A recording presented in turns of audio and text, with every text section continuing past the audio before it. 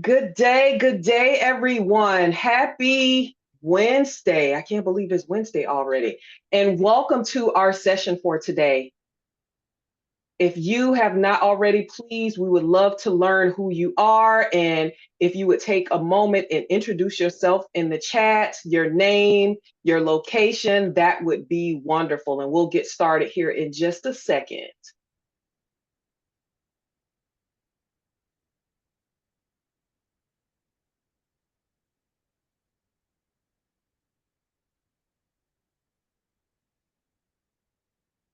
All right. So, welcome again to 365 Black, One Community United in Blackness. My name is Dr. Tanisha Freeman Foster. I am the moderator for this amazing session today. And the name of our session today is The Breath of Resilience. So, we are encouraging Black people and all people to breathe and heal. Again, if you have not entered your name and your location in the chat, please do so. I am, again, Dr. Tanisha Freeman Foster. I am located in Tampa Bay, Florida, which is the land of the Seminole people. Our disclaimer for today is the information that is prepared here has been prepared by our phenomenal host and leader for today, which is Dr. Carmen Reese Foster. This is not endorsed or created by SAMHSA, INTAC, or the Department of Health and Human Services. In the case of any security issues, which we do not foresee any, we will close this Zoom down and we will send an email with a different Zoom link.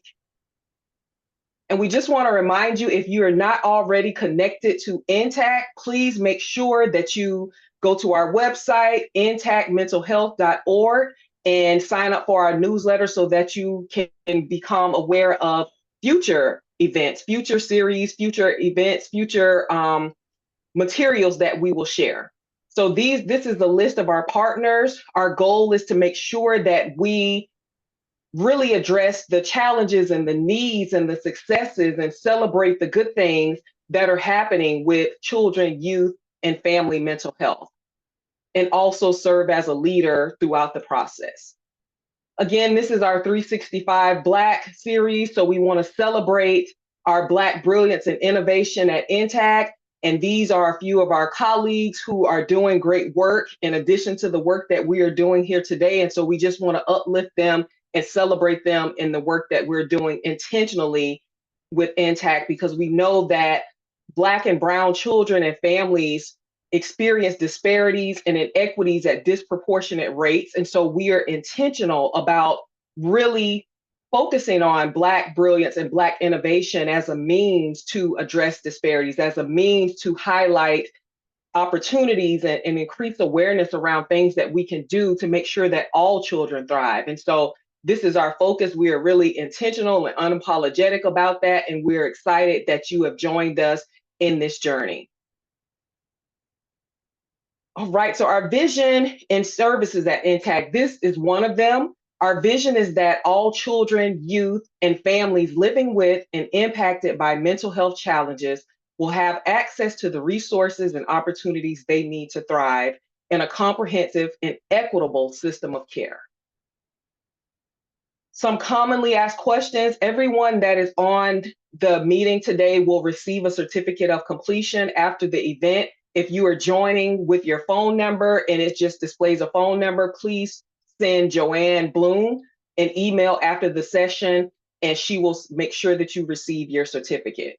And we're also recording today's session, so you will have access to the recording after the session as well. With that being said, if there's a question that you would like to ask during the question and answer session or segment throughout this series, please feel free to raise your hand. And if you don't feel comfortable raising your hand because the session is recorded or for some other reason, you can send a private message to myself or again to our phenomenal facilitator and host for today, Dr. Carmen Reese Foster. All right, so as we proceed with this conversation today, we want to make sure that we ground ourselves in making sure that we use language that is affirming, that is respectful, and that is recovery oriented. We want to make sure that our language is strength-based and hopeful. We want to make sure that we are inclusive and accepting of diverse cultures, genders, perspectives, and experiences. And I like to highlight this because although we are talking about Black 365 and a Black experience, we want to make sure that we know that we, as a Black community and as individuals as a whole, we are different. We have different experiences, we have different perspectives. And so we want to honor that. We want to honor the beauty that comes with the diversity. Also, that our language is healing centered, trauma responsive. We want to invite individuals to participate where you are. So if you're just starting this journey, we love to have you here. If you've been doing this for a while, we'd love to have you here. Your perspectives, your energy is welcomed and accepted.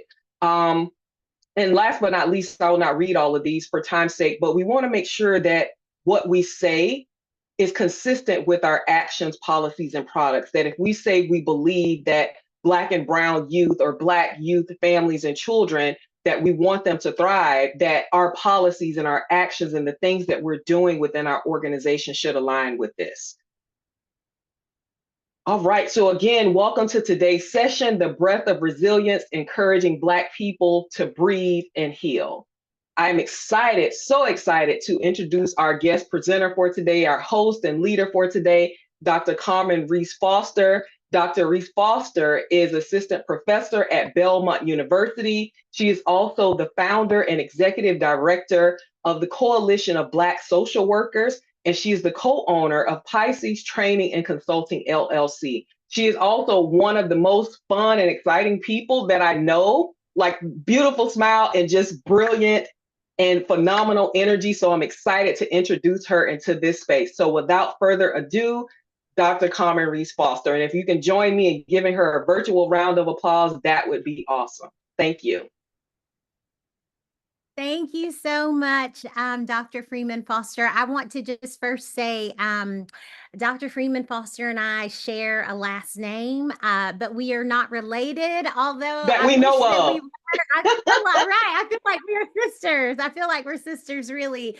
But I am so incredibly grateful and thankful to be with you all today. And so I just want to echo everything that Dr. Freeman Foster said about making sure that this is an inclusive and welcoming space. I also want to encourage you. There will be a Q&A at the end, but I want to encourage you to interact with me during this presentation. I know that we're all on Zoom and we're virtual and all of those things, but I would love to hear feedback, your thoughts. You can use your reactions button, whatever it is that helps you stay locked in for this next 90 minutes. Okay. So I'm so excited to be here, and I'm going to go ahead and share my screen. I've got a lot of content for you today so that we can jump right in. Okay, here is the PowerPoint. If you can see that, can somebody just give me like a thumbs up or wonderful, awesome. So like Dr. Freeman Foster said, the title today is called The Breath of Resilience, Encouraging Black People to Breathe and to Heal. She's already introduced me, so I won't say anything else about myself personally, except for I took this picture. Actually, my husband took this picture in 2022 on a side street in Puerto Vallarta, Mexico. And I was absolutely captivated by the amount of activism and solidarity that was being shown in a totally different country for the murder of George Floyd. And so I'd like to introduce and start with that. That's my research area is really rooted in race-based trauma. And so I like to start with that because what we talk about today is so much bigger than what we can just see, right? And so I think that that's really, really important because as mental health professionals, as practitioners, you all know this stuff, right? Like you all could get up here and lead this training No problem. So, what I want to do today, really, one of my goals, in addition to these goals to define, connect, and explore these different strategies, one of my goal is really for you all to lean in and think about yourself.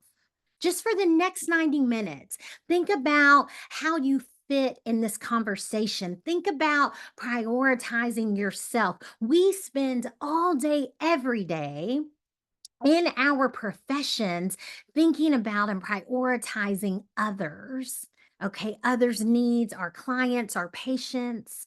So, for this 90 minutes, I want you to really take time to see how you as an individual fit in this story and to prioritize yourself and your own needs. Okay. So I'll flip back to our learning goals, just so that we're clear about what we're talking about today. We are going to talk a little bit about this grind, this hustle culture, this go go go, do, produce produce produce, stress and pressure that we find ourselves under, and how that really does contribute to trauma in the lives of Brown and Black people. Okay. Then we are going to talk about what does that race-based trauma look like? How is it producing these negative outcomes in the community? And then we together will explore strategies for intentionally acknowledging breath into our daily lives. And we're going to focus a little bit at the end just on what are some breathing, grounding things that we can do. So, I want you to do this for me real fast, just as a point of interacting and engaging. I'd love for you just to scan this QR code or go to menti.com and enter that code. And I want you to describe resilience in a short phrase. So, one word, 2 words, 3 words, keep it short. But I want you to think about when I say the word resilience, what comes up for you? Okay. So let's take a couple of minutes and take that poll, and then we'll take a look at that word cloud that will be created and see what we find. Okay. So take a few minutes, and um I'm excited to hear what you all come up with, okay? And again, a lot of this is automatic for us, right? Like this is stuff that we know, we've been trained in this. So collectively, what do we think about when we think about resilience? This is what the word cloud looks like. Okay. And remember, the cool thing for those of you who don't know about the word cloud is those words that are the biggest, those words that are the most prominent, that means multiple people use that same exact phrase or that same exact word when they were answering this question, right? So, what jumps out? Strength. That's what I see. I also see determination, strong. Those are three very prominent words. Sustainability, I love that. To bounce back, right? There's lots of bounce back phrases: to bounce back ability, bouncing back. Lots of bounce back, right? So as we're thinking about what does resilience mean? And if we put that picture of that word in our head, I want you to hold that. Okay. Because we will use that language today, that language of strength, that language of strong, this idea of what does it mean to bounce back. Okay. So thank you all who were able to participate in that. So when we think about resilience, resilience is necessary. It is absolutely necessary in order to overcome trauma. You have to have resilience. Here's another thing: resilience can be built, right? This is not something that we're born with. It's not something that, oh, just because you're in this group, you must be resilient. No, resilience is built. Resilience is nurtured. Resilience is massaged, right? It's created. And it does provide us with strength and protection. So the official definition, which a lot of you use this idea of bouncing back, right? I chose this idea, this visual of a slinky, is really the APA defines it as the ability to adapt well to adversity. Okay, to adapt well to trauma, to adapt well to tragedy or other significant sources of stress. There are other ways that it's been described is it is the capacity, the human capacity to face, overcome, and be strengthened by, or even transformed by, I love this definition, transformed by the adversities of life, right? So, again, this picture of resilience is so important as we enter into this conversation about trauma, because oftentimes we leave the conversation for resilience until the very end, right? So, I want to say, hey, keep this at the forefront. Okay, let's think about what this is. Let's think about what we do. Okay, and let's think about how that manifests itself within our community. And yes, of course, this is built it through protective factors. We're going to talk about those at the end for sure. But this is something that is built. So this also means that resilience gives us hope. Right? You're not born with, 2.5% resilience and that's all you have the rest of your life, right? Resilience is built, it gives us hope, right? We can teach this. We can train people to see who they are, to understand their protective factors. That is so important, especially when we're talking about race-based trauma. I'm a professor by training, social worker by training, professor by trade. And one of my students told me years ago, probably about 5 years ago, she is an Afro Dominican young lady. And she said, I've been taking these trauma classes and I hate them. She's training to be a social worker. She said, I'm taking these trauma classes because I leave every single class and I feel hopeless because statistic after statistic after statistic, I don't see any hope in this. I don't see the resilience in this. And so for me, it's so important that we start with that. Okay, it's so important that we understand the power of resilience. Now, the research will show that resilience is so powerful that it can counteract the negative, harmful, and life threatening effects of adverse childhood experiences, right? So at this point in 2024, by 2020, all 50 states were collecting some sort of ACEs data, right? So ACEs data started to really be collected in 2009, started with a handful of states collecting that data. But by 2020, right, we see that all 50 states are collecting this data. And one of the things that has come out of the research over and over again is how important resilience is in combating ACEs. So we know that. And that's important because ACEs has been said to be the single greatest unaddressed public health threat facing our nation because it leads to early death. So if we have this great big thing that leads to early death, that gives you all of these things, you're looking up this triangle, right? Disrupted neurodevelopment, social, emotional, and cognitive impairment, adoption of health risk behaviors, disease, disability, social problems, right? If you are more at risk for developing all of these things, depending upon your ACEs score that can lead to an early death, what the research says is, hey, resilience can help this. Resilience can mitigate this. Resilience can change this trajectory. So it's important to understand that when we use the terminology resilience, this is called today the breath of resilience. Again, keep that in your mind, the breath of resilience. When we use this word resilience, it's so important to recognize the power that is behind it. Okay? The power that is behind it. And so what we are going to think about is that word strength. You all came up with that word, right? I was going to use that word today, but you all came up with it in your word cloud, okay? And I'm seeing the comments in the chat. Thank you guys so much. You came up with that word.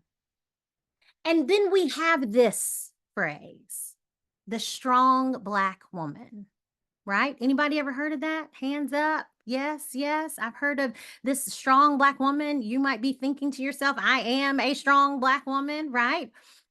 There's this idea of the superwoman schema and the strong Black woman trope, right?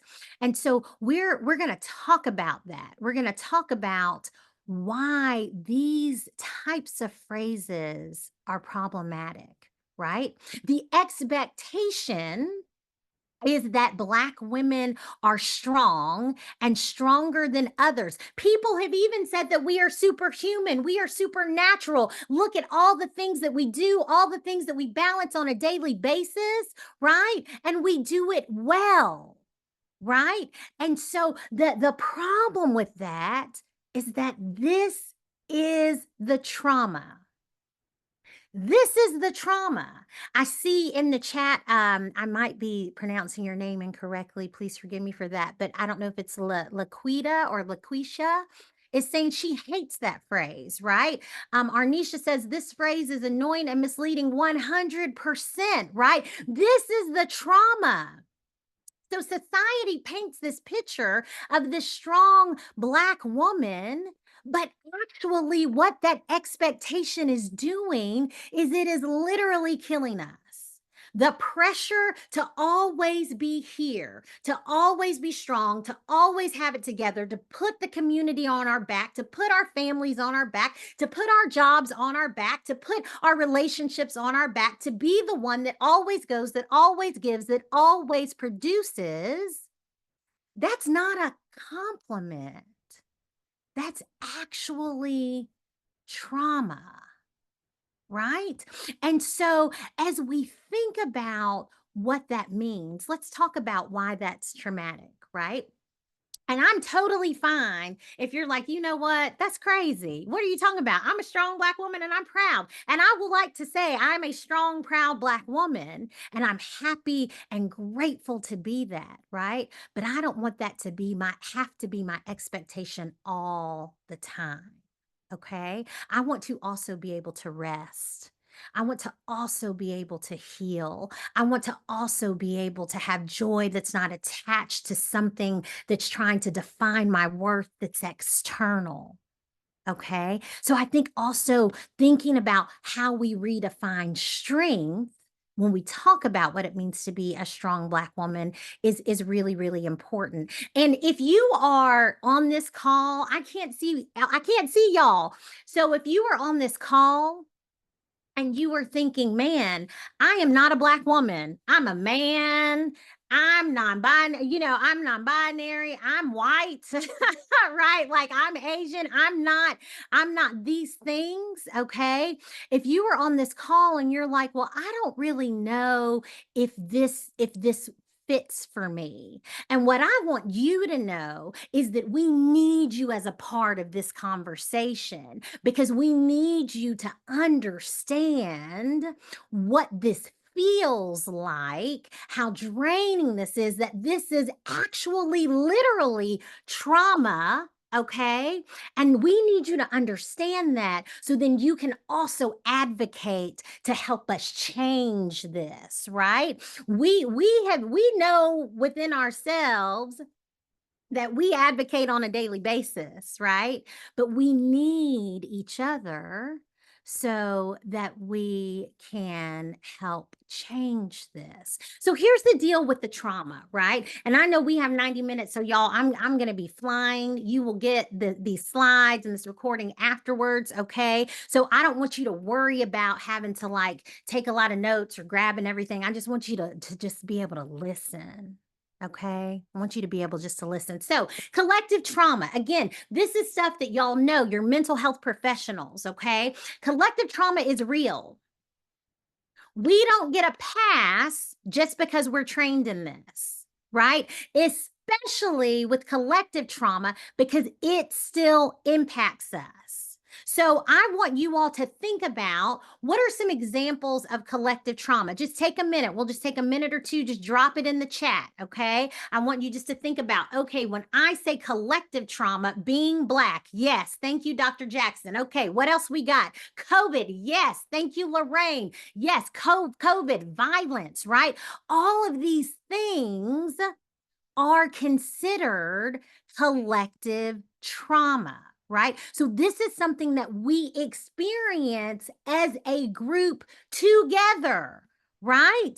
And so if we think about historically what that has been like, we can think of mass shootings. We think of the Holocaust. We think of natural disasters, Japanese internment camps, slavery, right? War, lynching, COVID, Stonewall riots, the Indian Removal Act. Think about these large traumatic events that affect a whole population.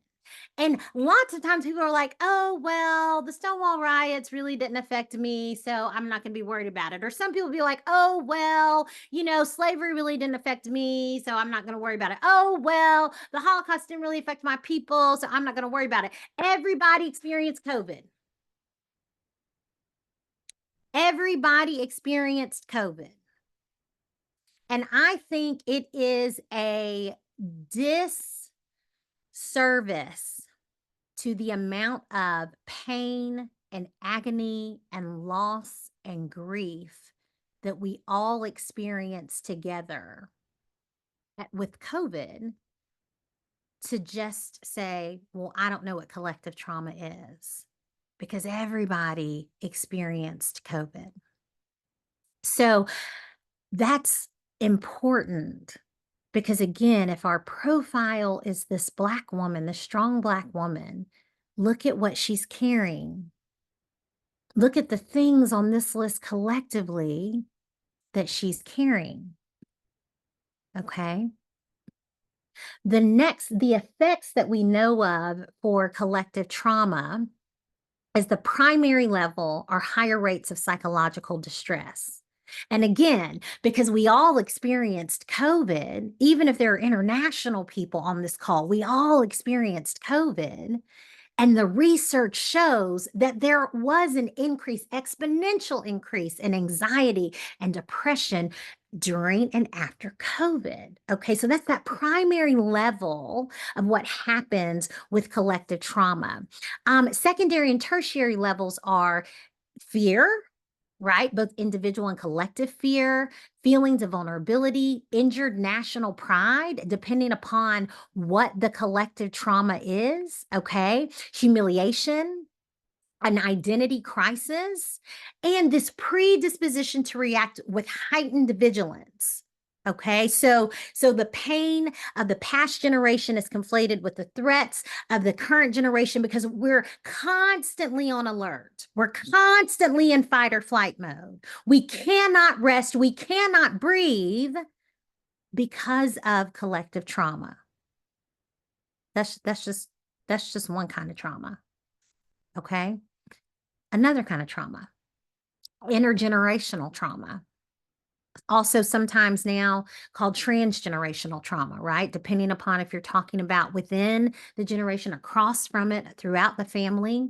But this is the phenomenon in which the descendants of a person who has experienced a terrifying event shows adverse emotional and behavioral reactions to the event that are similar to those of the person himself or herself. This is the passing of the trauma, okay, to the next generation. Now you might be saying, man, Dr. Carmen, I'm not intentionally trying to pass my trauma to my children or to my grandchildren. This is the unconscious transmission of trauma to the next generation. Okay. And so that is important because as we break this down, I love this little graph. As we break this down, we can see that this again, that collective trauma doesn't just affect the generation who lived through it, but then also affects subsequent generations. And we don't have time to talk about transgenerational epigenetic inheritance today, but that's a whole nother conversation about how literally our epigenetics change as we experience trauma, and that is passed down from generation to generation. Okay. So that is really, really important. I love what you guys are saying in the chat. You're 100% right. So we talked about collective trauma, we talked about intergenerational trauma, now race-based trauma, right? These are events related to real or perceived experience of racial discrimination. That's important, right? Real or perceived. These include threats of harm and injury, humiliating and shaming events, and witnessing harm to other. POIC stands for persons of color and indigenous individuals due to real or perceived racism. It is also the unpredictable and anxiety provoking nature of these events, right? So when they happen, those that are affected by it, those victims feel like they're going crazy, right? Because I experienced it like this, but you didn't. Chronic fear of these experiences may lead to constant vigilance or even paranoia, which over time may result in traumatization or contribute to PTSD when a more successful event occurs later. So, this is saying that anxiety provoking event, right? If not dealt with, if not healed from, if not processed, right? Builds and builds and builds, then when another event happens later, right, it then can contribute to PTSD. So this is very real. And those of you who use the DSM-5, those of you who use it to, make these diagnoses, race-based trauma is not in the DSM-5. Right? So we've got a lot of people walking around suffering from race-based trauma, and there's not even a way to code for it. There's not a way to bill for it, right? And race-based trauma, the nuance is it's not just these large things, right? This is not just police brutality. Do you see what I'm saying? Like I live in the South. I live in Nashville, Tennessee. So oftentimes when I meet people at conferences or wherever, they'll say, "Oh my gosh, you live in the South. Oh, it's so racist down there. Do y'all have the KKK burning crosses in your yard?" Right. Y'all, well, yes, but it's not just that, right? It's not just the trauma from these extreme racist acts. It's also microaggressions in the workplace. It's also microaggressions that your children experience in the classroom from their teachers. It's also, and we'll talk about this a little later, it's also legislation that's being passed that's trying to erase our history as a people. Those things are traumatic. Those things that might not seem like they will affect you, those things are traumatic, right? And so what we have is we have a whole system that really is perpetrating race-based trauma on a daily basis in multiple forms. And there's no way for somebody to say, "Hey, this is what I'm calling this race-based trauma," right? It is arguably worse than PTSD because of how persistent it is, because that it is ongoing, because that it is daily exposure to racial injuries and insults. So that is what we're dealing with when we think about what it takes to be a strong Black woman.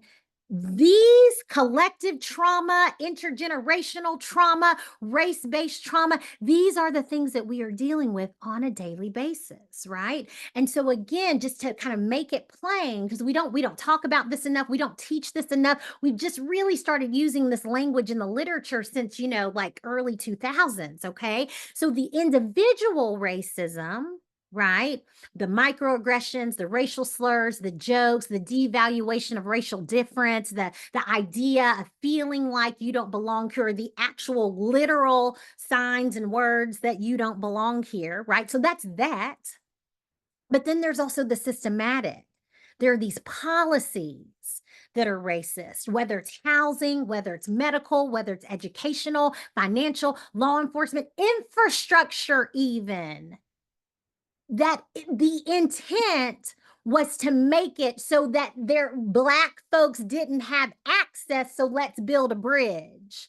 So they can't leave their communities. They can't access this. Let's take the highway right through the Black neighborhood and break it up. Somebody said something in the chat earlier. I'm trying to keep up with it, but I can't really. But somebody said something about Tulsa, Oklahoma. Let's burn it down. Let's burn down Black Wall Street.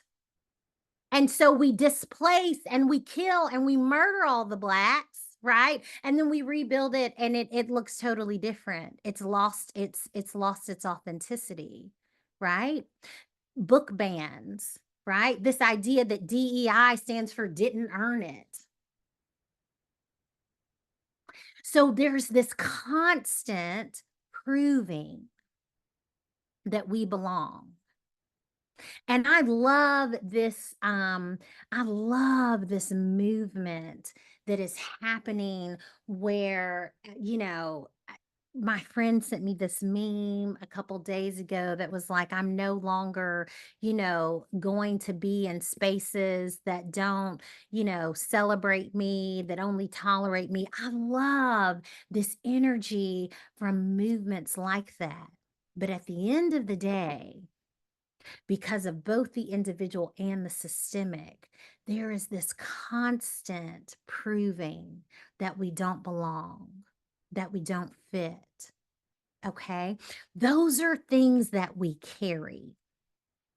We are expected to be strong in the face of collective trauma, intergenerational trauma, and race-based trauma. But that's not new, right? That's how we have always had to adjust, had to live, right? And so this wonderful scholar, Dr. Leith Mullins, who is no longer with us, she has passed on, came up with this idea of the Sojourner Syndrome, named after Sojourner Truth, right? And the Sojourner Syndrome offers this framework to provide basically an explanation of why Black women and men die younger as compared to whites, right? Why do we have higher rates for everything bad as compared to our white counterpoints, right? So she said, hey, this is like Sojourner Truth, like many Black women, assumed extraordinary responsibilities, right? She did it all, right? So here is a model, here's a blueprint for how to survive, but it is at a great cost to your health, right? If we continue to just operate on this strong, strong, strong, do all this, balance, balance, balance, be the best, be the best, be the best, be the best, under this veil of trauma, then it will literally kill us, right? That's why we're sick. That's why you're predisposed, if you're Black in America, to already having hypertension and diabetes and high cholesterol. And I could go on and on and on and on, right? Because our bodies have been operating at such a heightened state for so long that we don't get to rest. We don't even know how to stop and take a breath. Okay. So this is not new. And I do want to say before I show these next few slides, I want to give a bit of a content warning, just because we are going to take a look at a few individuals that have really lived this, and it's been challenging. It took their life. So Dr. Antoinette Bonnie Candia Bailey, this happened last fall. She was the vice president of student affairs at Lincoln University of Missouri. She died by suicide and had reported about being bullied, being harassed again and again and again, and not believed and um, made to have to prove herself over and over again, died by suicide. TT Branch, the co-founder of Miss Jessie's Hair Care Products, this happened some years ago, also died by suicide. Chesley Christ, she was Miss USA 2019. She was Miss USA when Miss USA, Miss Teen USA, and Miss America were all Black for the very first time. I think that year Miss Universe also was of African descent. She was Miss Universe Top 10. She was an E! News correspondent. She had both her JD and her MBA, and she died by suicide.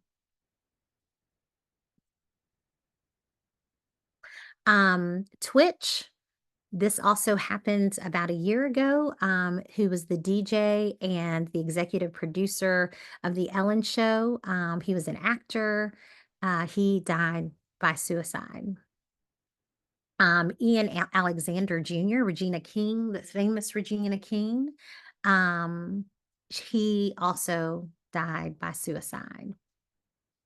And then Izzy, I don't know if I'm pronouncing her last name correctly. Tishner was 10 years old, and she was, as you can see, a Black young lady, and she was also, as you cannot see, was on the autism spectrum, and she died by suicide. She was bullied. She was harassed. Her A report said, her mom said she was harassed for being both Black and autistic, and she ended up killing herself at 10 years old. And so the pressure is real.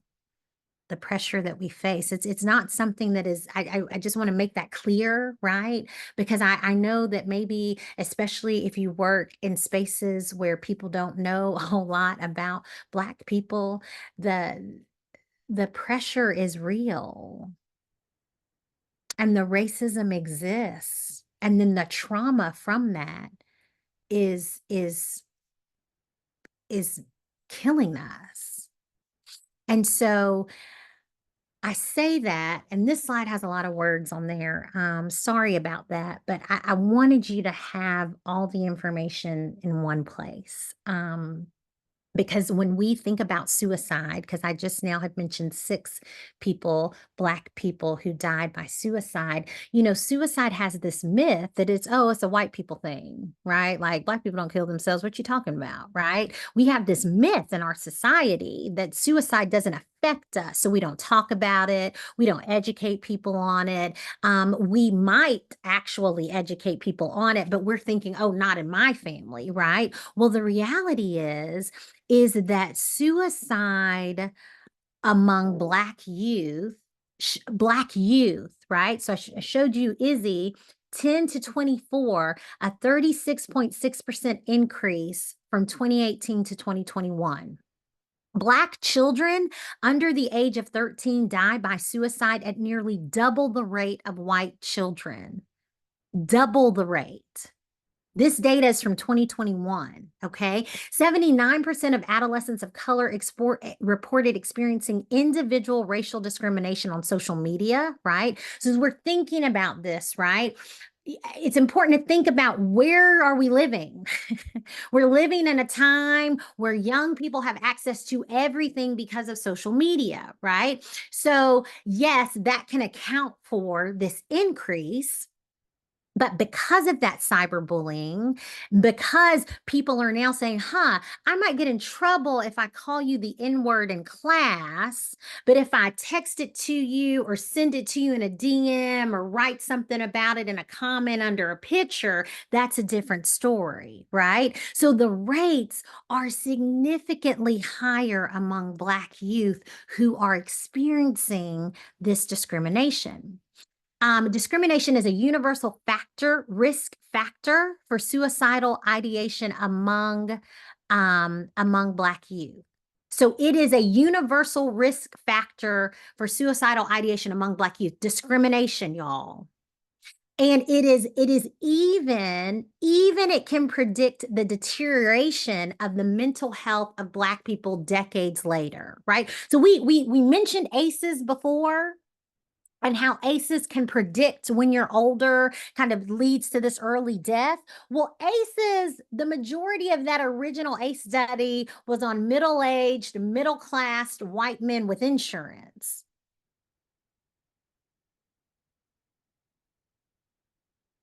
So if they have high ACE scores, come on now. So when we think about the idea, what the research says is that discrimination literally is a universal risk factor for suicidal ideation. And that discrimination can predict deterioration of mental health of Black people decades later. Race-based trauma is a huge issue. And I just want to point out two other things. I know we got to move. LGBTQ plus Black youth are at higher risk of suicide compared to LGBTQ plus youth overall. Okay. And so intersectionality plays a role in all of this. And the rate of Black, transgender, and non-binary youth who seriously consider suicide and attempt suicide, so not just consider, but also attempt, is double the rate of their cisgender counterparts. So this is a big deal. Intersectionality plays a role. This is just awful. It's awful.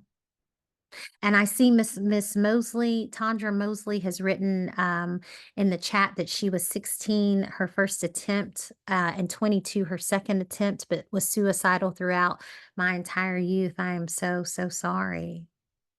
I am so, so sorry. And I'm glad that you are now in a place where you want to share that with others because you are healed, and where you have a story and a testimony, and you can show that you can show other people that they can get through it. So thank you. Thank you. Yes, God definitely has a divine plan for your life. Thank you for sharing that. So, one of the things that is really shocking to me, as somebody who, would say that they are, high achieving, high functioning, anxious person, we praise productivity in our society, right? So all those people that you saw Dr. Canada Bailey, Chesley Christ, Twitch, the co-founder of Miss Jessie's, all these people who've done all these amazing, remarkable things, right? All these people that some of us want to be like, these people that other people would see as role models, right? Well, really what we know now, what research is showing us, is that a lot of people, Black people especially, because again, there's this pressure not to be the statistic. There's this pressure not to, lean into what everybody else thinks a Black person should be or how a Black person should act. So that pressure leads to anxiety. And what it looks like from the outside is, oh, you're a perfectionist. Oh, you're punctual. You're highly organized. You're an overachiever. You're detail oriented. You're proactive. It's all these things that our capitalistic American white supremacist society promotes and celebrates, right? All these things. I need you to be on time. I need you to be organized. I need you to overachieve. I need you to be detail oriented. Like I need you to be a perfectionist, all of these things that our society that is rooted in white supremacy and capitalism, these are things that they celebrate, but really what happens on the surface, under the surface, is this self-doubt, fear of disappointing or angering others, inability to relax, right? Double checking details, all of these things that again are subconsciously messing with our nervous system, right? Subconsciously messing with our nervous system, right? These messages that we are sharing with our children, that our grandparents shared with us, that our parents shared with us, like you got to work twice as hard to get half as much. You got to be perfect, because even if you're perfect, all that's going to do is get you in the door. Perfection will get you in the door, right? You got to work twice as hard. You got to be twice as good, right? This is a tweet from a couple years ago. Literally, give us a break. We work twice as hard to get half as far with constant expectations that will never stop, right? That's the expectation. And so managing stress, um, Joy Harden Bradford said this: managing stress when you feel like you have to be twice as good can lead to a host of other mental health concerns if you're not paying attention to it. So we just go and do and hustle and go and get and produce, and we're awesome. And we have all these businesses and all this stuff and all this stuff and more and more and more and more, right? And we're killing ourselves. So what people think they see as strength is actually the effects of race-based trauma. Right? The outside world sees all of these glamour, success, all these awards, right? All these accolades. Oh, you're the first Black whatever, right? Everybody sees that as strength, and we celebrate that. But we don't think about the effects of race-based trauma. How do we get here? So I just wanted to point out, just wanted to remind everyone of the mental health awareness that we are talking about more frequently in our society, that young Black athletes, women, these happen to be athletes, so it's not just athletes, celebrities also are really trying to shed light on their mental health. So Naomi Osaka withdrew from Wimbledon in the middle of the French Open. She was like, "I'm not doing these interviews. Like, I'm tired of this. I'm not in a good mental state. Like, I don't want to do it." Right. And that was a big deal. Right. And she got this feature in Time magazine. It's okay to not be okay. Simone Biles, that was huge. Right. She was America's sweetheart until she said, "Hey, I need to take a break. I need to take a beat. I'm not well. I'm not healthy." And she said, "I have to put my pride aside. I have to do what's right for me and focus on my mental health and not jeopardize my health and well being. That's why I decided to take a step back." So, I don't know if you remember or not, but when she withdrew from the Tokyo Olympics, it was like a firestorm. There were so many people who were criticizing her and saying, "Well, how could she do this? How could she do this to America?" Right? But people like Naomi Osaka and people like Simone Biles, our children need to see people who look like them say these things, including us. Our children need to see Black people who are saying, "You know what? This is great, and I'm really good at this, and I'm strong, and I'm all these things, but also need to rest. I also need to recharge. I also need to prioritize my well-being." right? And your well-being is all of it. It's not just your physical, it's not just your mental, it's all of it, spiritual, all of it, right? So what we know post-COVID is that Black and Brown Americans had higher rates of anxiety and depression, both during the COVID-19 pandemic and beyond, exponentially across the board. I don't have this graph in this presentation, but across the board, exponentially across races, everybody was up, right? Everybody was up during COVID, post-COVID, in depression and anxiety and stress. Everybody's levels were up. Black people's were higher, right? Because again, we were also simultaneously dealing with this racial injustice and reckoning after the murder of George Floyd and Breonna Taylor and Ahmaud Arbery. I mean, all of those things were happening at the same time, right?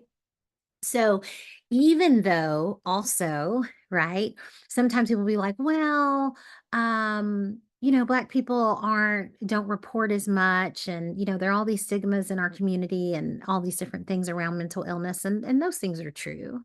But even though Black people have a lower reported rate of depression, when it is reported, the effects are more severe and more difficult to treat, right? Because again, you have all this race-based trauma, you have this intergenerational trauma on top of this collective trauma.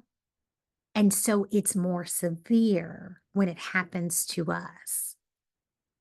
Another reason for that is the environmental and systemic stressors, right? Black people have disproportionately high rates of morbidity, lower life expectancy, the highest maternal morbidity rate, okay, 3 times higher than white women, lack of access to quality healthcare and medical treatment, incarceration. We are arrested at significantly higher and disproportionate rates, right? At 40% versus we only make up 13% of the population.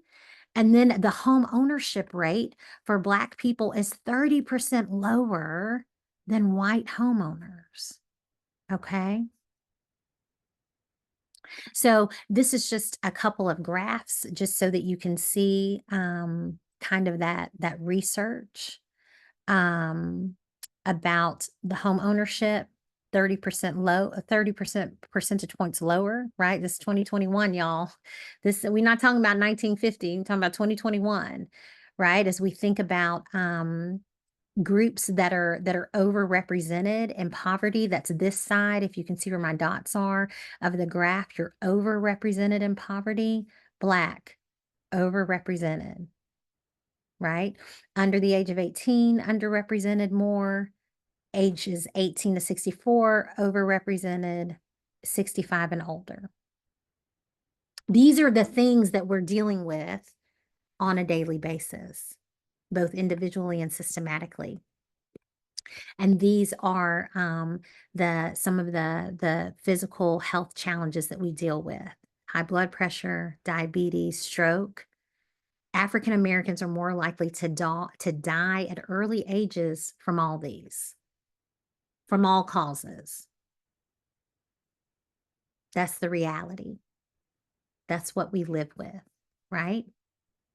And so what we know about discrimination, we've talked about race-based trauma. We've talked about how discrimination can create more suicidal ideation, right? And now we know.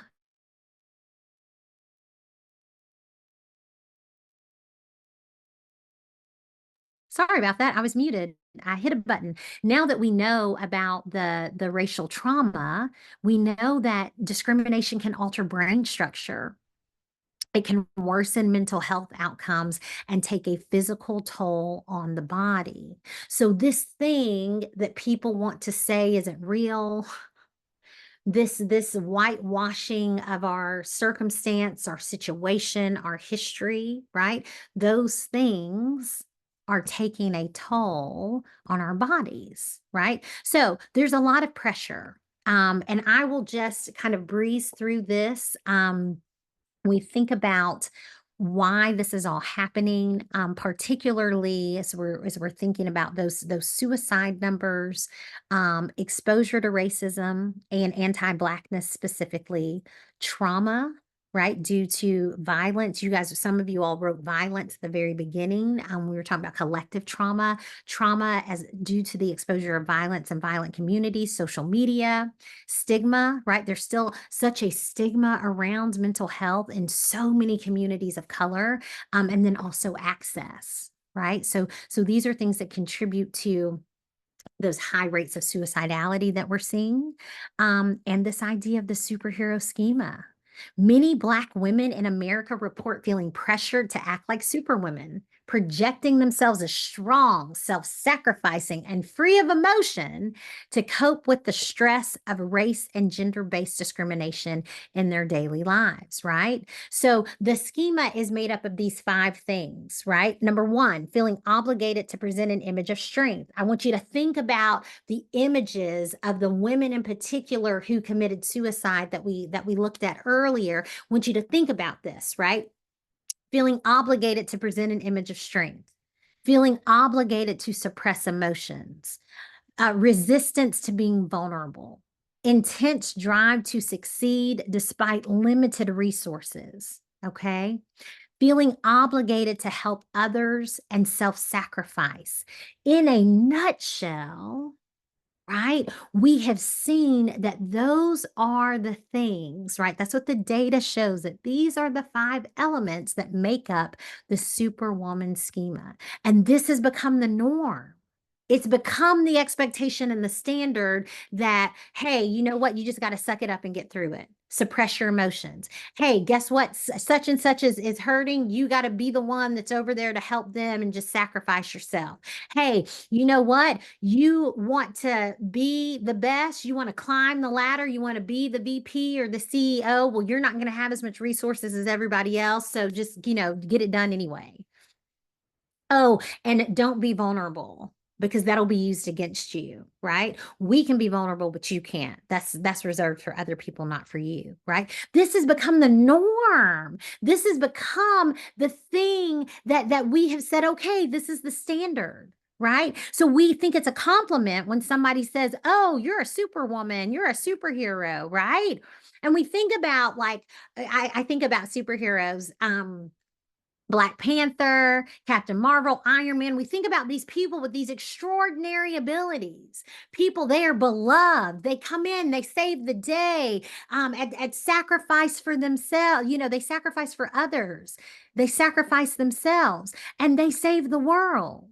And here is the deal, y'all. Y'all are all helping professionals. So we do kind of want to save the world, right? Like we're change agents. We want to make things better. We want to fight injustice. We want to eliminate racism. We want to eliminate discrimination. We want to do these things because we want to make things better.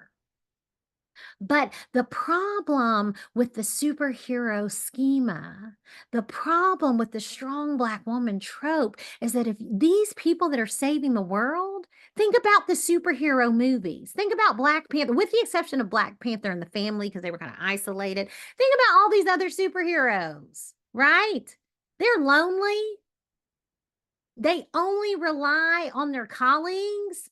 You don't ever see them like with friends, right? They're workaholics. They're always on call, right? Superman. Oh, they called me. I gotta go. Like I mean, they have no life, no personal life, no social life.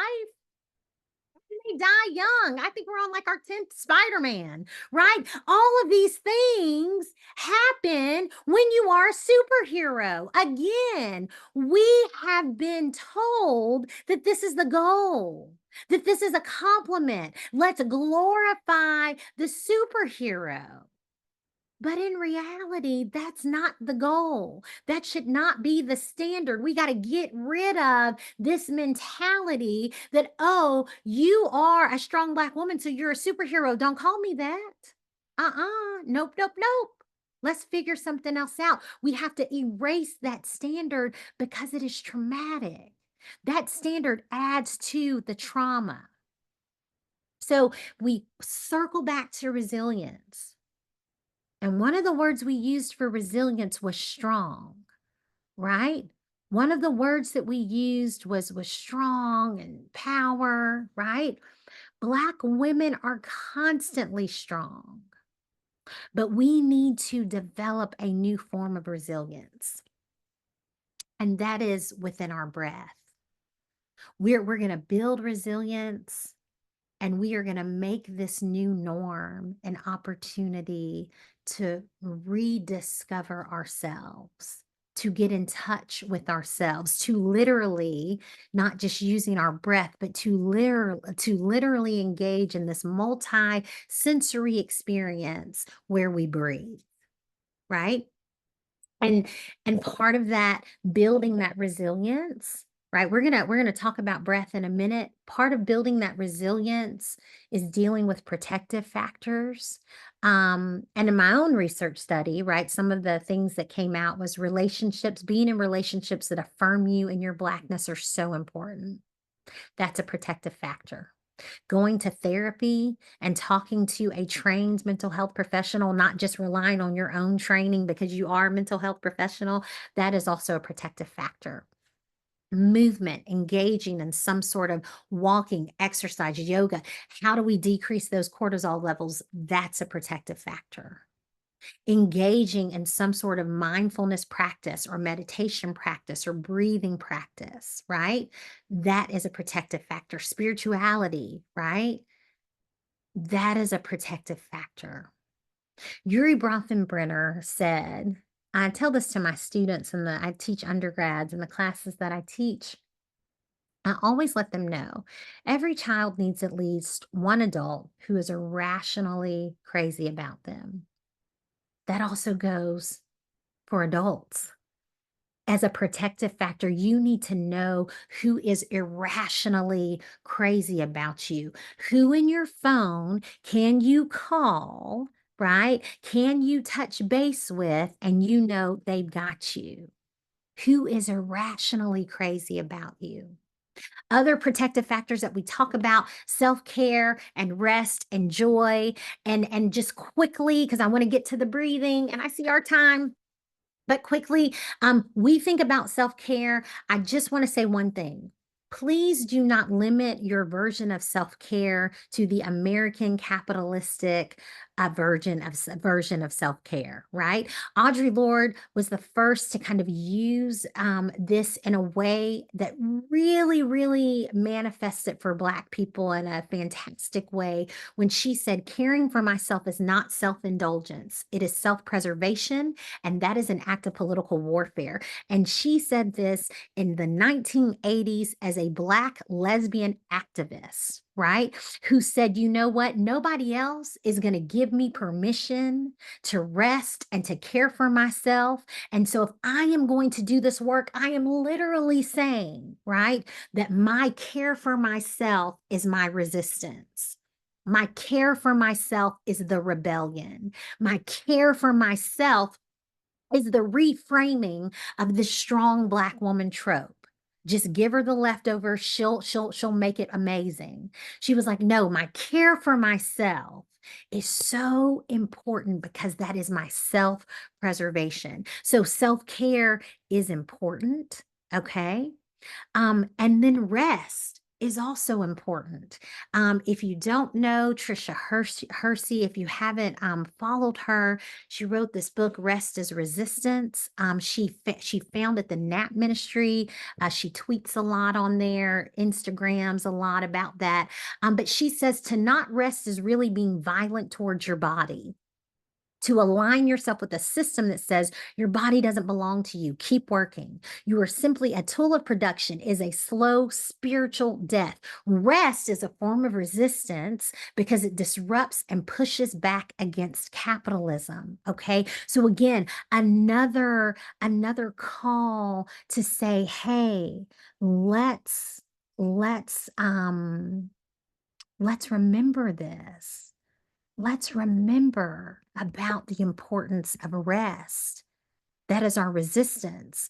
Those of you who have TikTok or maybe on that app a little bit younger might know about the soft girl era, right? That, hey, you know what? We are going to prioritize radical self care. We are going to prioritize peace, relaxation, and rest. This literally comes from that idea from Audre Lorde about radical self care, about putting yourself first, about, hey, this is self preservation. It's not about who's the strongest. We're not about saying, let's give you all the stars and all the awards because you're the strongest. No, the strongest is the one who knows when to rest. The strongest is the one who takes time to rest. Okay. And then also this idea of Black joy. Black joy as a resistance, Black joy as a resilience. Where society has told Black people to be quiet or we're too loud, reveling in our joy is an act of resistance. As our feeds become even more inundated with images of trauma, remember race-based trauma, joy can also help us heal. So trauma is stored in our bodies. Trauma literally changes our brains. Racial trauma is chronic, it's ongoing, it's persistent, like what we discussed earlier. The most important thing, friends, that we can do, that we often forget to do, is to breathe. We know all the modalities. We know all the things that we need to be doing. We tell our clients that on a daily basis. But oftentimes, what we forget to do is to breathe. Your breath is resilience. So we've talked about your self-care. We've talked about your joy. We've talked about your rest. And y'all, sometimes it's hard to get there. Sometimes it's really hard to get to self-care. Sometimes it's really hard in the midst of all this trauma to get to joy, right? Sometimes it's hard to carve out the nap or the rest. But to breathe,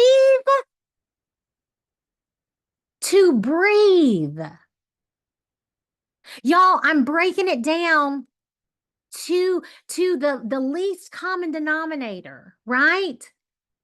What do we all have that we're all blessed to have is our breath. We cannot forget to breathe, okay? Real fast. Cortisol is the main stress hormones. There are others, but cortisol is the main one. And what happens in our bodies, that slide, trauma is stored in our bodies. We don't even know because our body just does what it does, right? Because it's that smart, because our brain is that amazing, that things are happening constantly, subconsciously without our knowing. So if you are in a state of chronic stress, if you are in a state of chronic racial trauma, right? Your body is doing whatever it can just to survive. And oftentimes that means it is producing more cortisol than is necessary. And what that does is it shuts down digestion, it delays ovulation, it raises blood sugar, it suppresses your thyroid function, it impairs your immune system.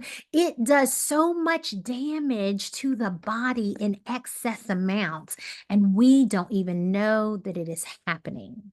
Okay, so the long-term stress activation, the long-term activation of our stress system, that can lead to all these things, right? Weight gain, problems with memory and focus, muscle tension, back pain, sleep problems, headaches, all of these things that are chronic. But the benefit, because that stress and that trauma negatively impacts our nervous system, the benefit of the breath is so important. The benefit of the conscious breath is so important because what the conscious breath does is it activates our parasympathetic nervous system and it says, hold up, we need to reset. Hold up, we need to reset. All of these things are happening. All of these things are subconscious. We take control by activating our conscious breath. Not that, oh, we know that we breathe, so we don't have to worry about it, right? We know that it's happening because our brains are just amazing. God has created us in this amazing way, and it's just doing what it does. Cool, okay, but that is not enough. That is not sustainable. You need your conscious breath. You need to be aware of it, because what your parasympathetic nervous system does, in again, least simple, small terms, y'all, because I want to get us to breathe in just a minute, Lord. Okay. It's called rest and digest. It helps the body maintain homeostasis. When I talk to middle schoolers about this, we don't use fancy words like parasympathetic and homeostasis. I say, what's your home base? I need you to know how you feel when you were in your home base. When you are in a state of balance, when you feel rested, when you are in homeostasis, what does that feel like in your body? And so the parasympathetic nervous system says, I'm going to get you back to home base. I'm going to get you to a place that is sustainable. Okay. So self care and resting, taking your naps, enjoy, all that's optimal, right?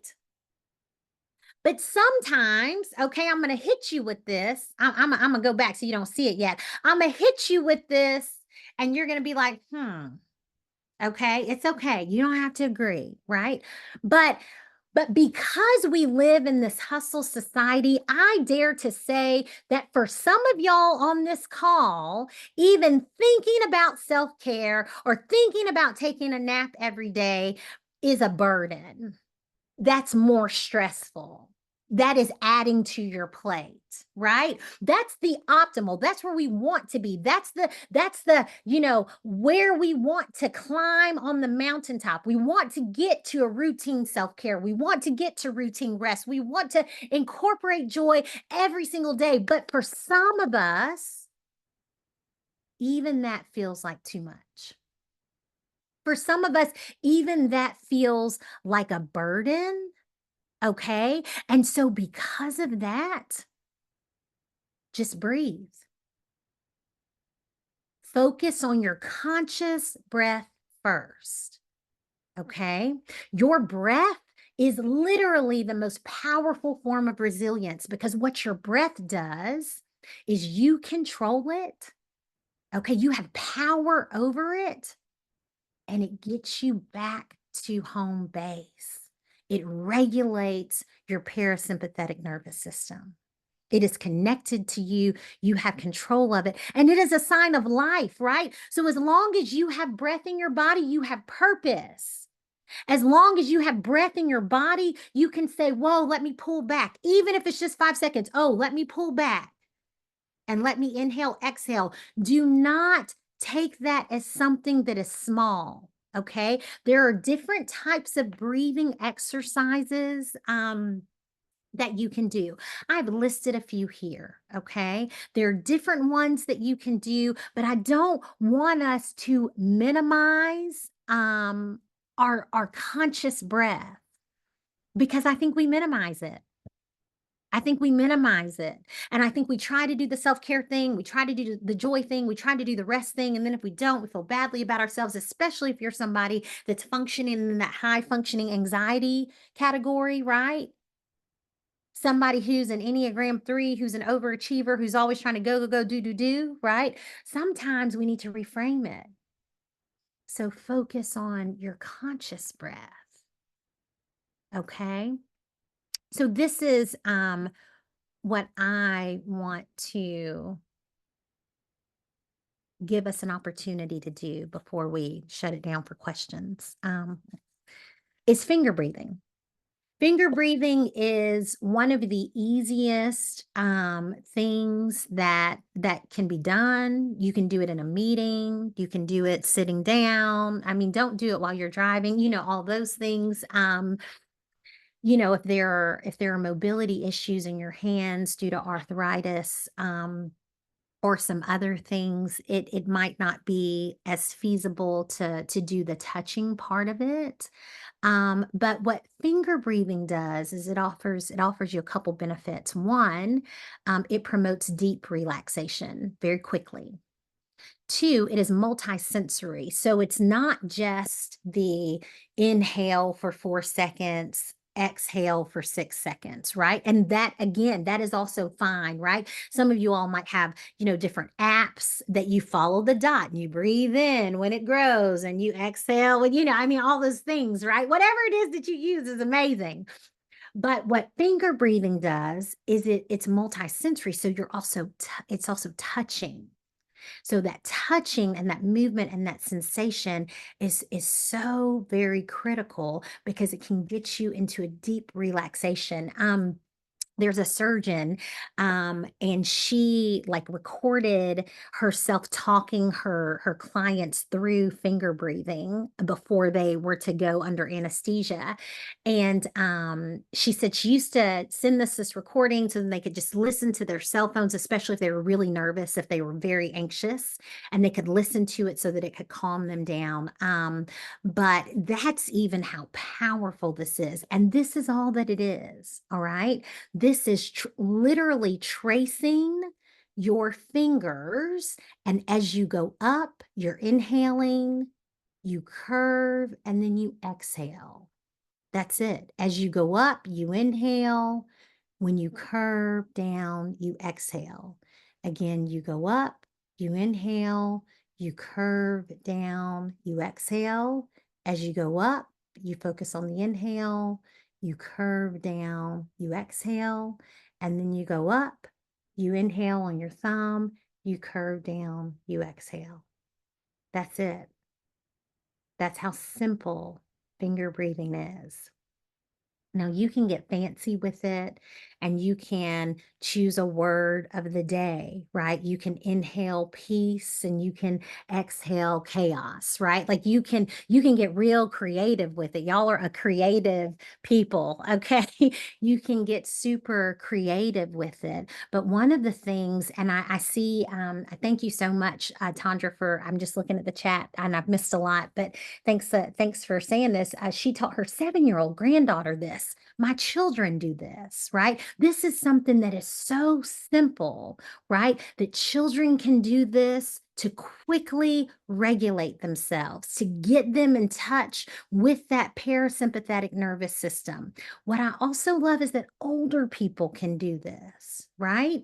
And this is all about your timing. It's not on anybody else's time. You don't need somebody moderating to do this. You don't need somebody doing like a guided finger breathing, although you could do that, right? But this is on your time. This is in your office, in the meeting, and they are getting on your nerves. This is under the table finger breathing. This is put yourself in whatever situation, right? And this is finger breathing. And the fact that, again, it's that touch, right? So it's multi-sensory. It's not just the breathing, right? That's calming things down, that's slowing down your heart rate, right? That's centering your mind, but it's also the grounding of the touch. So finger breathing, is something that I think is really important. I want for you guys just to think about this, but I see we have 5 minutes left. I want to be able to, if there is a question, be able to have a little bit of dialogue. But the reflection of thinking about as you leave this space, how are you paying attention to your body? Right? Because our body, again, is doing all of these things subconsciously. How are you paying attention to when you need to consciously breathe, when you need to take that conscious breath, when you need to go back to homeostasis? Are you taking time throughout your day to prioritize your breath? And then what steps can you take to release the chronic trauma that is stored in your body? Remember, as we experience these things, it literally changes how our output, right? What people see, how we interact. People that are in our family are watching that. They're picking up on those behaviors, right? So what can we do consciously to make us aware of how all of this trauma and stress is affecting us? And we've been conditioned to say, oh, it's fine. Everything's fine. I got it. I'm strong. I can do this. But I want you this week, the rest of the week, right? We're about to lean up into Juneteenth, right? I want you to take some time to think about consciously, how are you breathing? How are you making sure that that subconscious cortisol, all this stuff that's happening that you cannot see, how are you taking care of what you can see? So, a few resources. There's some trauma books here on the left, but our very own Dr. Tanisha Freeman Foster has just written a book called Navigating Rough Seas, Soul Eroding Assimilation Forcing Systems. So, this really talks about when you're in the middle of workplace trauma. How do you function? How do you reclaim your wellness and your joy? Y'all, let's go support this sister. Buy this book. You can get it on Kindle. You can get a hard copy, right? I got both. It's on Kindle. It's on a hard copy, right? How can we, again, in a specific setting, how can we navigate this? And then Chesley Christ, by the time you read this, so I showed you her photo, 2019 Miss USA. She ended up committing suicide.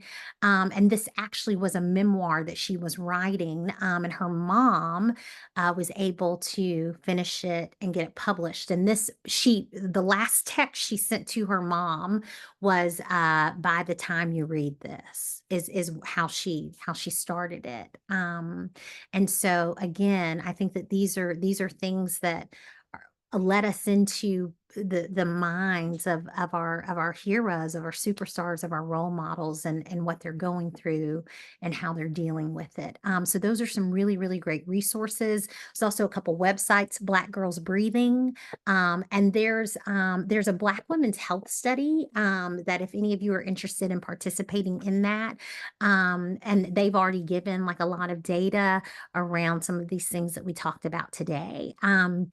So I am done. I know that it's like we got 2 minutes. So I will stop sharing my screen. Thank you all so much for indulging with me today, and really allowing us to have this conversation, and to send this information out. So thank you so much. Dr. T, I'm going to turn it back to you. Thank you so much, Dr. Carmen. And I know that you did not see the chat, Joanne. If you can download the chat for Dr. Carmen and share that afterwards, that would be great. But the offering bucket has been passed around several times for your sermon.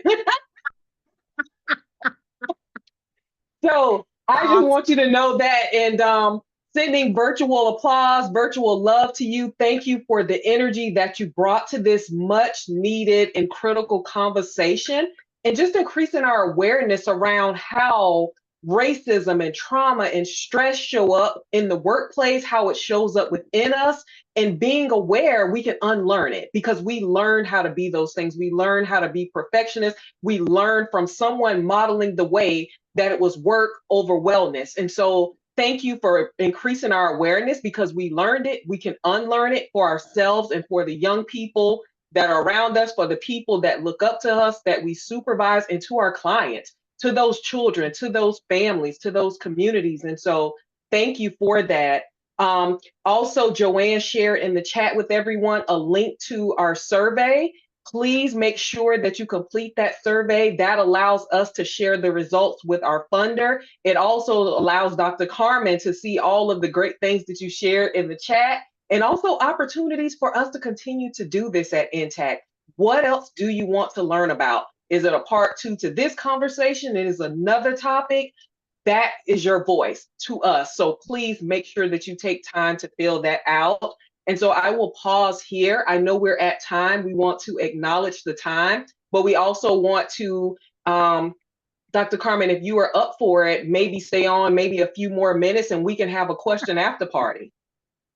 Yeah, absolutely. If anybody has a question, I'm happy to answer. Awesome. I see bringing back a part 2, 3, and 4.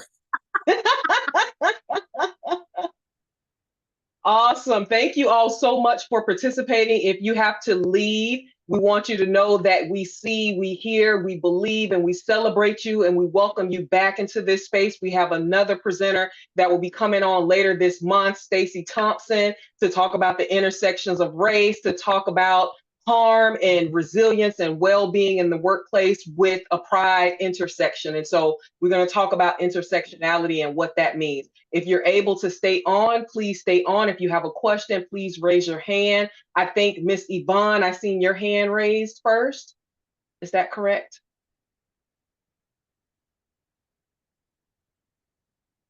No, I'm sorry. Okay.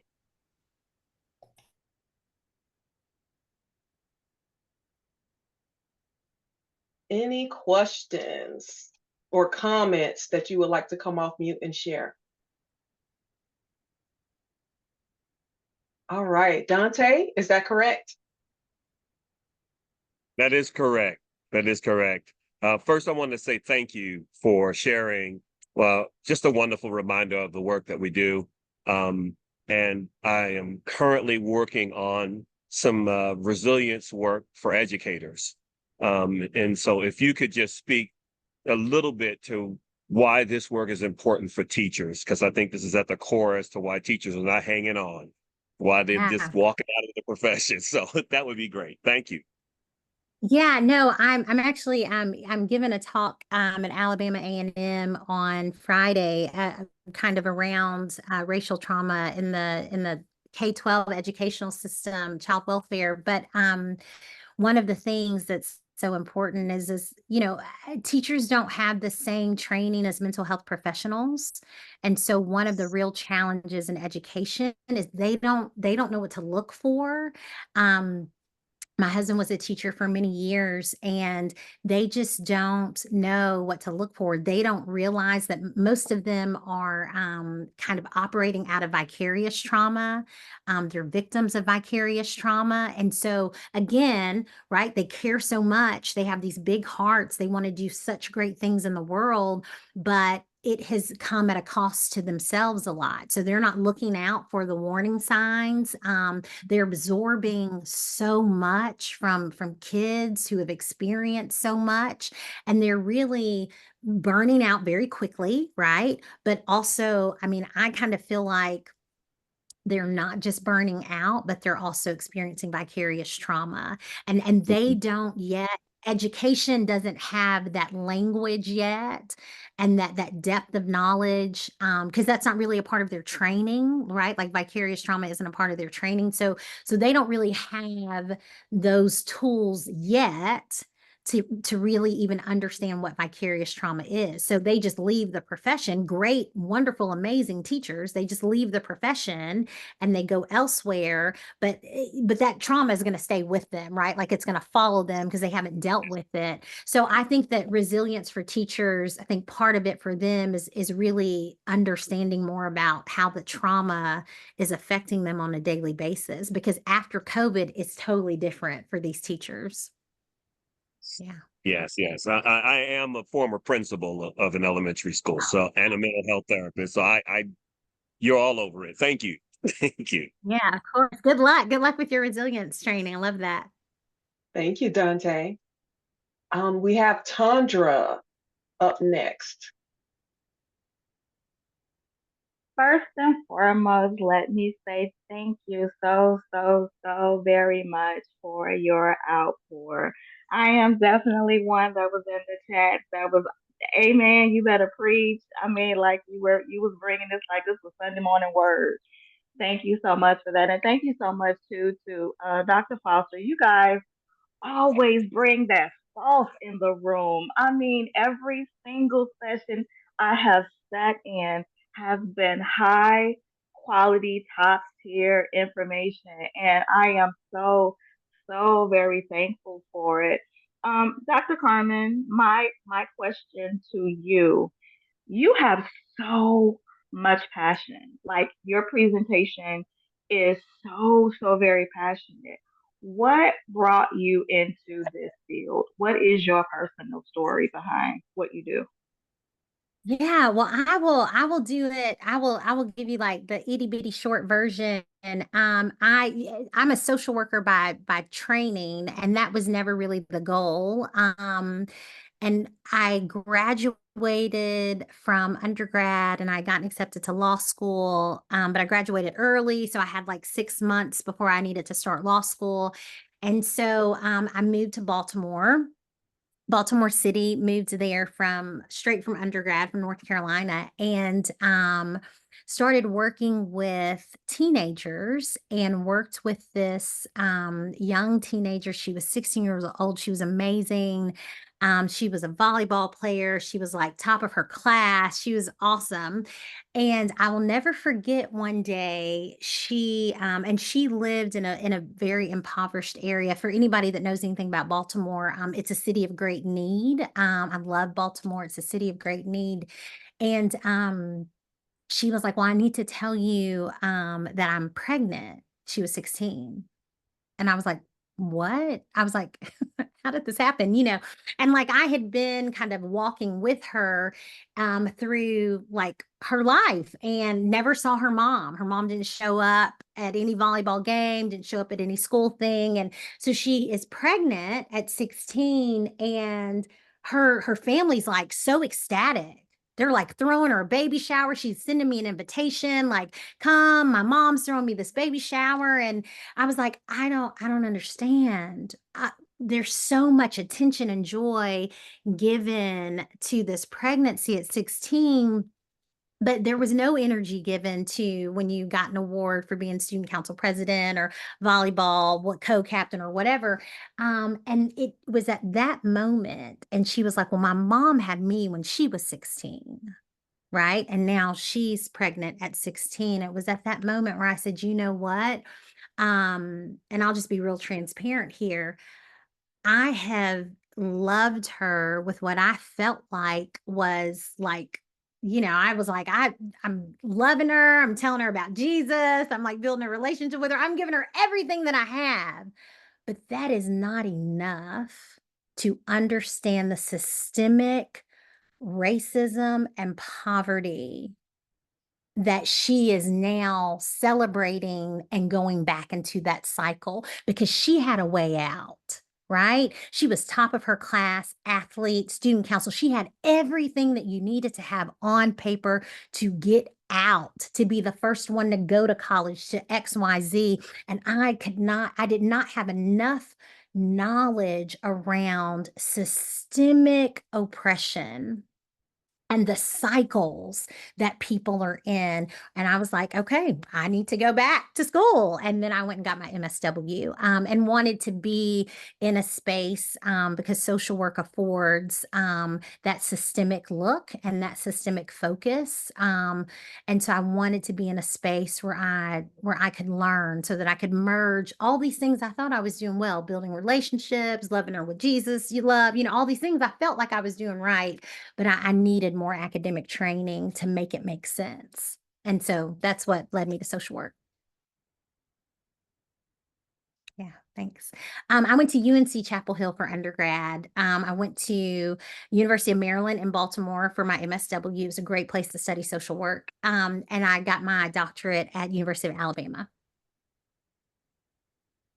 Somebody asked about those things. Yes. And someone said, "Thank you for Yeah. your bravery to pivot." Oh, yeah. Well, thank you for that. Thanks for that. It definitely was a pivot. I didn't go to law school. Thank you for your Anybody? question, Chandra. We have a question from Nanelle. Hello, I just wanted to say thank you so much for such an amazing presentation. I am of a Hispanic descendant, but I can identify myself in so many of these things. It is just amazing. Thank you. Thank you very much. And congratulations to Dr. Freeman on her book. I need an autograph. Yes, Nanelle, I know where you at. Find me. Let's Yes, connect. ma'am. I'm so excited. Thank you so much. Thank This you. was amazing. I took a bunch of notes. Awesome. Thank you so much. Thank you for attending. Thank you.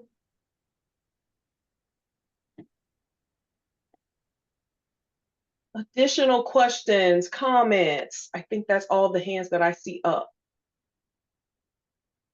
Hi, yes. I would like to make a comment. My name is Tammy. I am a mental health professional. I am a Black mental health professional, and I want to just thank you so much for this presentation. It was just so timely.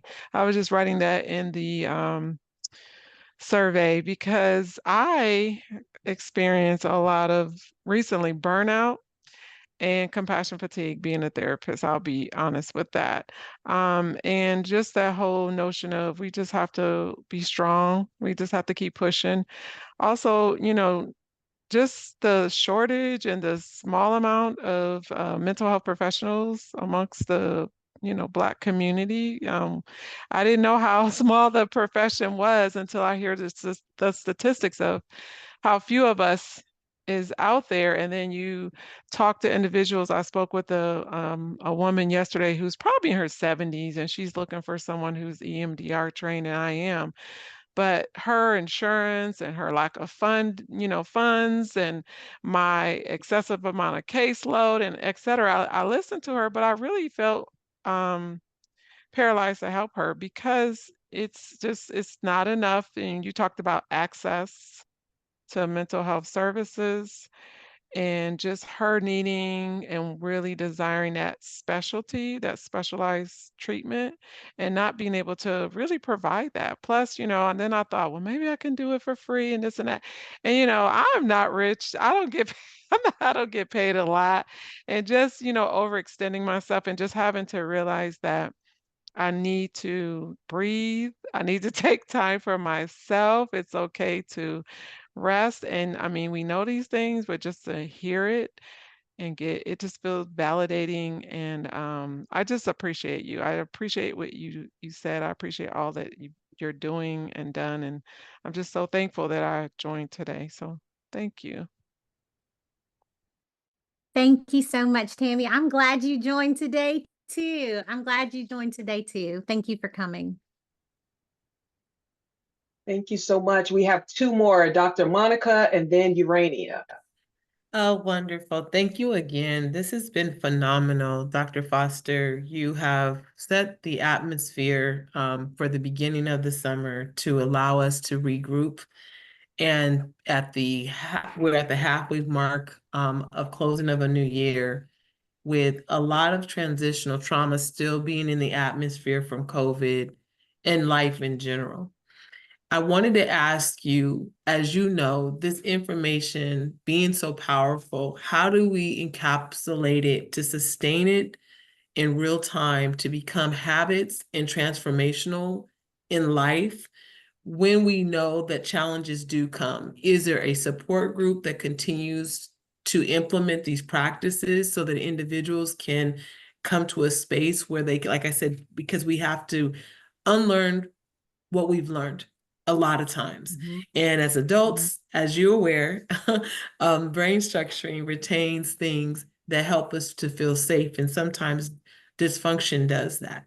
So is there a support group that opens up an opportunity to continue to learn these fundamental practices around breathing and everything that you shared today? Thank you so much.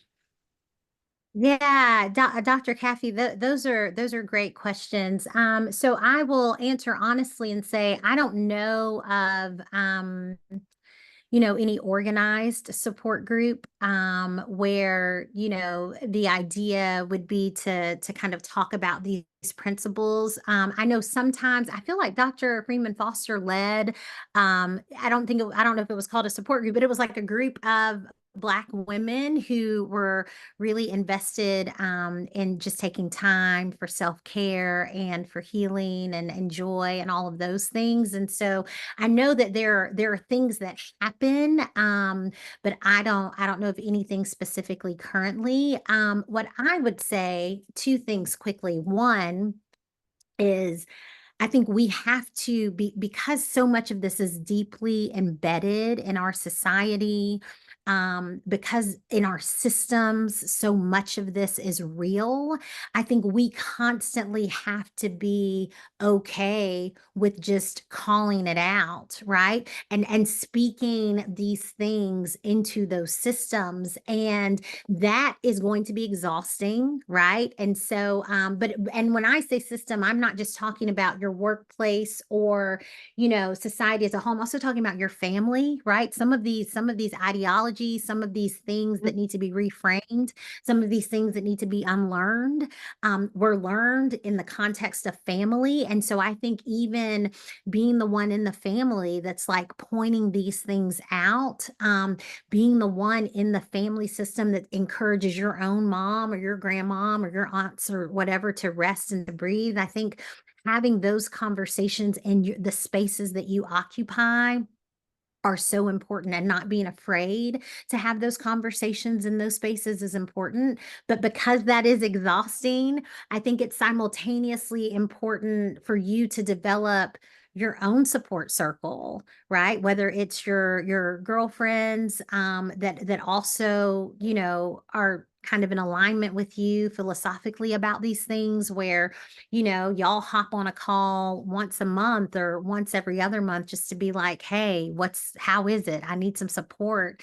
I think whatever space that looks like for you, I would encourage you to, one, continue to be the mouthpiece about these things in your community and your spaces, but then also don't go at that alone, right? Get yourself, you know, a handful of people that you trust to say, hey, okay, this is the group I'm going to go to support. These are the people that I trust to speak truth to my life. And then maybe that develops into something more formal. But I would say on just a very basic level, how can you share this beautifully and lovingly in your spaces? But then how can you also be poured into? And I would be intentional about that. I would be like, hey, Dr. Freeman Foster, I need you to be on my list, right? I need you to once a quarter, right? I need us to get together, you know. So I would be intentional about that and let people know, no, I'm intentionally inviting you in this space for this particular reason. But I would create that within your own system. I agree. And thank you for sharing that. I just put it in the chat too. I actually just created one for July, for the month of July, free for the month of July. So I shared that in the chat, the link to that. And I just want to double click on that, Dr. Carmen, about finding those spaces and being intentional about that and what that looks like. So for me, I have this group, but I also have other groups, pickleball group, Zumba group. And those are places that I can breathe with other Black women and other women in general. And so I think that's another opportunity as well. And we get together outside of that to do activities, but I think there are several opportunities within that too. Mm-hmm. Yeah. Right. We have, thank you for that question. We have Urania. Hopefully I'm pronouncing your name correct. If not, please let me know the correct pronunciation. Uh-oh, you're on mute. Sorry. Oh, yes, you did. Thank you so much for this space. I definitely call them brave and safe spaces. As an Indigenous woman, a Latina, woman of color, I think one of the biggest pieces for me and the takeaways from you is always expanding on the practice. You know, I came from an organization where there was a lot of organizational trauma and racial harm within my own people as a Latina, because the program was specific to Latina workers, right? And so I worked with unaccompanied minors. And so trying to create spaces to address some of the racial harms that were happening with children crossing the borders, and also then addressing the systems of oppression within our employees, and not having leadership,